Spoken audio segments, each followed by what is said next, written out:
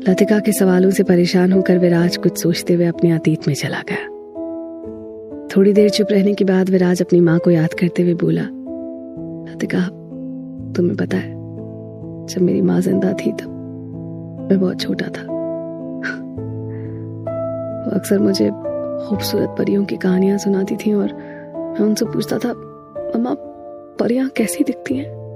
तो मुझसे हंसकर कहती थी, परियां तो बहुत सुंदर होती हैं बेटा, और उनकी आंखें नीली होती हैं, उनके पास खूबसूरत सफेद पंख भी होते हैं। वो सब लोगों को बहुत प्यार करती हैं और अपनी जादुई छड़ी से सब बच्चों की विश भी पूरी करती हैं।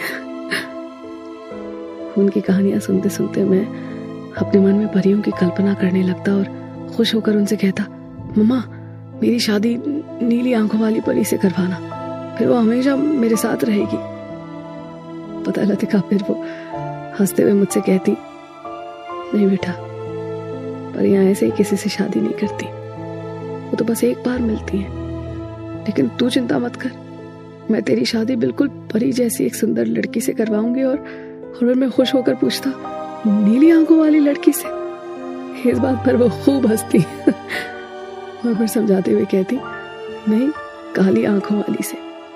क्योंकि पहली बात तो ये कि नीली आंखें सिर्फ परियों की होती हैं, और दूसरी ये कि अगर कोई नीली आंखों वाली लड़की मिल भी जाए तो वो ज्यादा भरोसेमंद नहीं होती।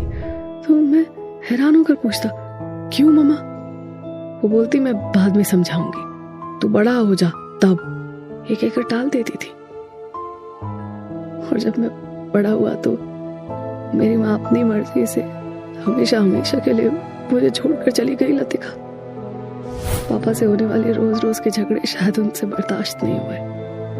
अपनी जिंदगी से तंग आकर वो भी उन्हीं परियों के पास चली गई थी जिनकी अक्सर कहानियां वो मुझे सुनाया करती थी। लतिका विराज को बीच में ही टोकते हुए बोली, सुना तो मैंने भी यही था कि तुम्हारी मॉम ने सुसाइड किया था, पर कभी तुमसे पूछने की हिम्मत नहीं हुई मेरी। जानता हूँ लतिका, कई सवाल तब भी तुम्हारे जहन में थे और आज भी हैं। उनके इस तरह छोड़कर जाने के बाद मैं बिल्कुल अकेला पड़ गया था। तब उनकी परियों वाली कहानियां हमेशा मुझे याद आया करती थी और मैं मन ही मन सोचता था कि शायद सच में परियां होती ही नहीं है और ना ही नीली आंखें होती हैं किसी की। लेकिन थोड़ी देरों बाद जब तुम लोग हमारे घर में किराएदार बनकर आए, तब तुमसे मिलकर मुझे यही लगा कि तुम मेरी माँ की कहानियों वाली परी हो, इतनी अच्छी, इतनी केयरिंग और इतना प्यार देने वाली। सच कहूं लतिका, तुम्हारी दोस्ती मेरे लिए धीरे धीरे हर रिश्ते से बढ़कर खास होने लगी थी। ऐसा लगता ही नहीं था कि हम लोग अलग अलग फैमिली के मेंबर्स हैं। कभी कभी तो आसपास के लोगों को भी ये गलतफहमी हो जाती थी कि हम कजन्स हैं। विराज की बातें सुनकर लतिका मुस्कुराने लगी। हाँ विराज, उन बचपन के दिनों का तो क्या ही कहना, सच में बहुत सारी खूबसूरत यादें जुड़ी हुई हैं। काश कि मैं भी तुम्हारी माँ से मिल पाती। मैं जब भी अपनी माँ के साथ होती थी ना, तो ये लगता था कि भगवान जी ने तुम्हारी माँ को इतनी जल्दी अपने पास क्यों बुला लिया। काश तुम्हें भी पता चलता कि माँ के साथ होना हर पल कितना सुकून देता है। विराज ने एक ठंडी सांस भरते हुए आगे कहा, हाँ लतिका, सच कह रही हो। अब तो ज़हन में माँ की धुंधली धुंधली यादें ही रह गई हैं।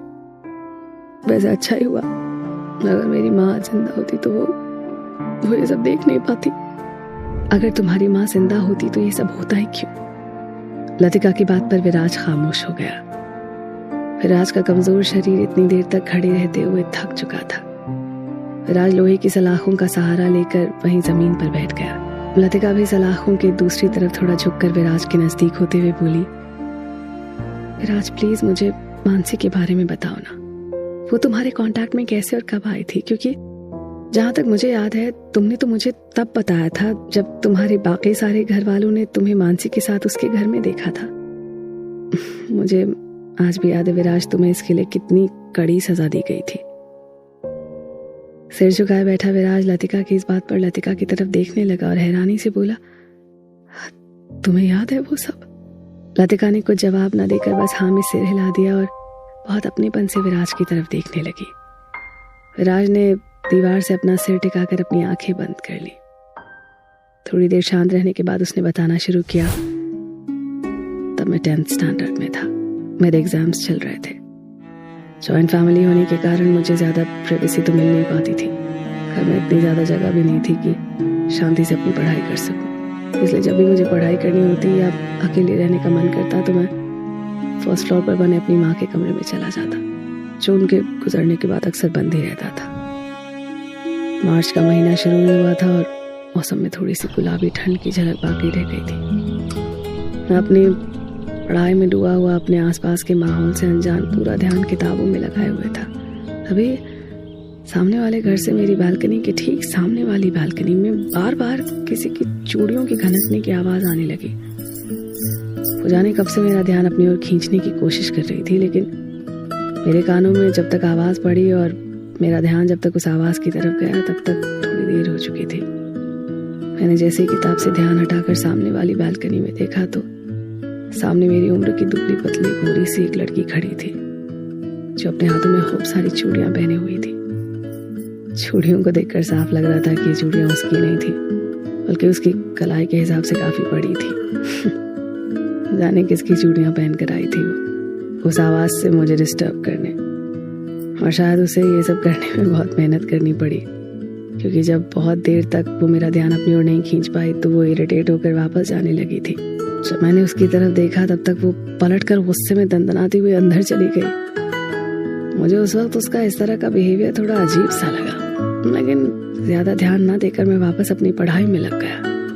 फिर भी मन में थोड़ा सा एक्साइटमेंट तो आ ही गया था कि आखिर ये लड़की है कौन जो मेरा ध्यान अपनी ओर खींचना चाह रही थी, और वो ऐसा क्यों कर रही थी। बस यही सब जानने के लिए मैं भी कभी कभी उस सामने वाली बालकनी की ओर ध्यान देने लगा था। घर से बाहर निकलते हुए या छत पर जाते हुए, कभी अपनी बालकनी पर खड़े हुए मेरा ध्यान उस सामने वाले घर की बालकनी की ओर चला ही जाता, और मैं सोचने लगता शायद चूड़ियों वाली लड़की फिर से अपनी चूड़ियां खनकाते हुए मुझे अपनी तरफ देखने के लिए मजबूर करते। कुछ दिनों तक हम दोनों की टाइमिंग मैच ना हो सकी और मैं उसे नहीं देख पाया। हाँ, चूड़ियां खनकने की आवाज हर शाम जरूर आती थी, पर जब मैं उसे देखने अपनी बालकनी में पहुंचता तब तक वो वापस अंदर जा चुकी होती थी। लेकिन वो ना छुप छुप कर मुझे देखती रहती थी। उसने बताया था बाद में मुझे। सुनिए, मेरी हेल्प कर देंगे क्या? एक्चुअली मैं घर में अकेली हूँ और मेरे घर की लाइट में कुछ प्रॉब्लम हो गई है, शायद फ्यूज चला गया है। प्लीज एक बार आकर देख लेंगे क्या? हम दोनों ने एक दूसरे को देखते हुए लगभग 3 महीने निकाल दिए थे और आज पहली बार उसकी आवाज मेरे कानों में पड़ी थी। मैं हैरान था और खुश भी। मैं उसे कुछ जवाब नहीं दे पाया। वो दोबारा बोली, प्लीज देखिए, थोड़ी देर में रात हो जाएगी, फिर बिल्कुल भी कुछ दिखाई नहीं देगा। हाँ, एक बार आकर आप